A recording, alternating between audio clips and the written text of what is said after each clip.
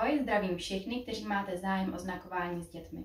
Příštích zhruba 15 minut si budeme povídat o tom, co to vlastně znakování se slyšícími dětmi je, jaké má výhody a co vás na vaší cestě znakování může potkat.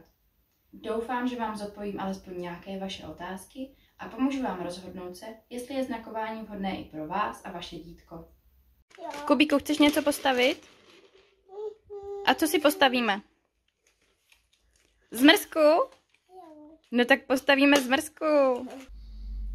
Já se jmenuji Nikola Michalová a stojím za projektem Domluvím se s nemluvnětem. Mám vystudovanou farmaceutickou fakultu Univerzity Karlovy a před jménem mám schovaný titul doktorky farmacie. Ke znakování mě přivedli moji dva kluci, se kterými jsme doma od malinka znakovali. Protože se starší syn narodil v době covidu, žádné semináře a kurzy nebyly dostupné. I proto jsem strávila velké množství času hledáním informací a inspirace na internetu a všechny překážky jsme museli doma překonat sami.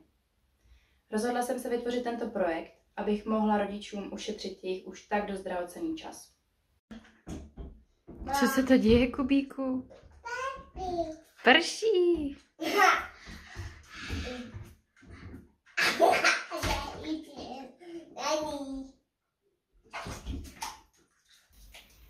Jako první bych vám ráda přiblížila, co to znakování se slyšícími dětmi vlastně je.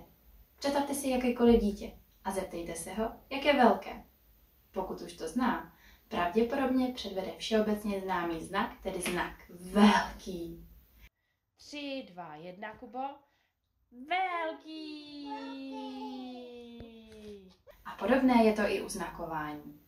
Děti používají gesta a znaky, které jsou pro ně v danou chvíli jednodušší než příliš složitá slova, která ještě prozatím neumí vyslovit. Vezmu to možná lehce netradičně a pustíme si společně pár videí, která si okomentujeme. Ráda bych vám na nich ukázala, co všechno vám znakování může přinést a jaké jsou jeho výhody. Zajímalo vás někdy, nad čím Batole přemýšlí? Co se mu asi honí hlavou? Díky znakování vám to může ukázat. A možná budete lehce překvapeni, co všechno ho dokáže zaujmout. Co to je? Co to je? Kytka, ano.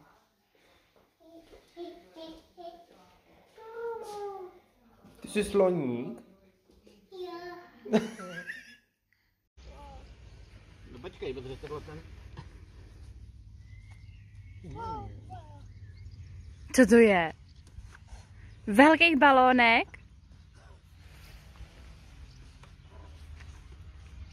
Kromě zájmu může dítko vyjádřit i své potřeby. Znakování můžete využít během společného stolování, protože ať se to nezdá, i to 8měsíční miminko si dokáže říct, že chce přidat, nebo že má hotovo. Máš hotovo a chceš vzít? Ty si dojet a chceš vzít, jo? A všimli jste si, jakou měla radost, že vím, co chtěla říct? Znakování se stane pro dítě prostředkem, díky kterému vám i beze slov dokáže povědět, co potřebuje. To se může hodit například, když je nemocné, nebo se mu něco stane. Ty jo, ten má zuby, viď? Dal jsi do hlavy? O krokodýla. Mezi benefity znakování patří jednoznačně zklidnění dítěte. To už se nemusí vztekat, protože mu lépe porozumíte a nemusíte složitě odhadovat, co vlastně zase potřebuje. Na videu je dítě, které se obvykle chodí houpat. Dneska ale potřebuje něco jiného. A co chceš, Kubíku? A co bys potřeboval? Chceš se jít koupat? Díky znakování je schopné odpovědět na otázku a co bys potřeboval o několik měsíců dřív, než začne mluvit. Díky znaku koupat se jednoznačně sklidnil a je vidět, že je rád, že mu rozumím. Až se někomu zmíníte, že se chystáte s dítkem znakovat, možná uslyšíte klasický mýtus, a to ten, že dítě nebude mít důvod mluvit a začne mluvit pozdě. Budu mluvit za naši rodinu, ale naši kluci jsou často oproti vrstevníkům napřed a mají velkou slovní zásobu. Na tom se shodují i ostatní rodiče, kteří si znakováním prošli. Prasátko. A tohle? Ano, řídí se auto volantem. A to?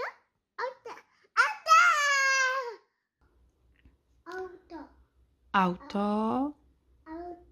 Auto. Kubíku, co to je? Co to je?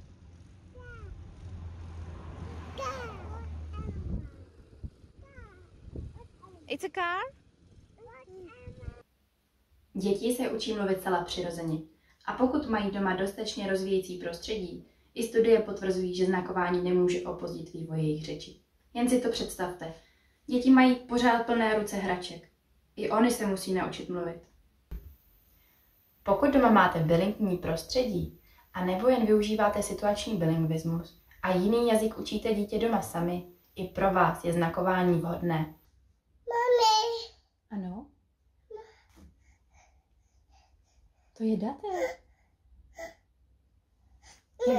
Jak dělá datel?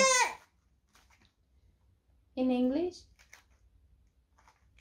What is it? What is it?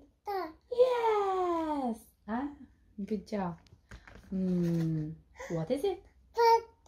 It's a butterfly. Yes. What is it? It's a bird. Okay. A nemusíte se znakování vůbec bát. To je fuška. Nemusíte se učit celý znakový jazyk pro neslyšící. Znaky by měly být jednoduché na motoriku dítěte a napodobovat nějaké charakteristické prvky a pohyby. Teď už asi máte přehled, co všechno vám může znakování nabídnout a jak by mohlo pomoci i u vás doma. Ještě jsem vám ale neřekla, jak znaky zavádět, na co si dát pozor a jaké znaky použít. Protože těch informací je opravdu mnoho, sepsala jsem pro vás e-book. V tom e-booku najdete úplně všechno, co budete potřebovat. Co je to znakování, jaké má výhody i nevýhody, nějaké informace ze studií a zároveň, protože vím, že konkrétní znaky jsou pro rodiče většinou tou největší překážkou, je součástí e-booku i znakový slovník.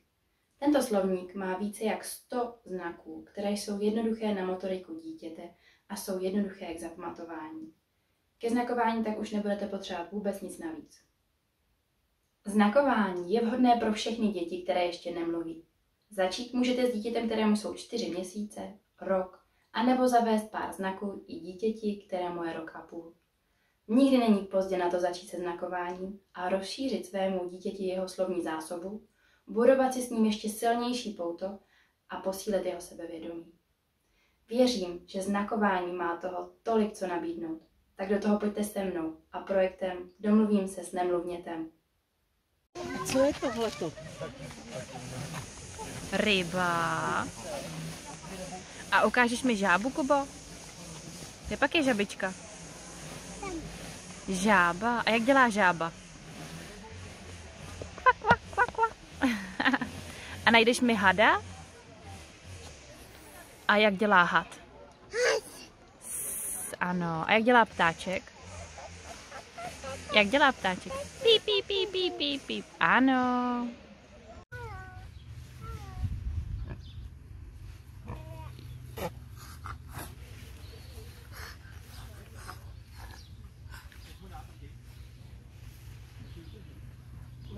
Má ten rypáček, ano, má rypáček.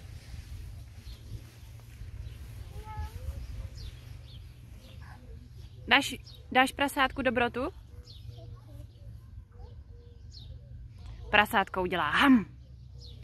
Mňam, mňam, mňam, mňam, mňam, mňam, mňam. Dáš mu?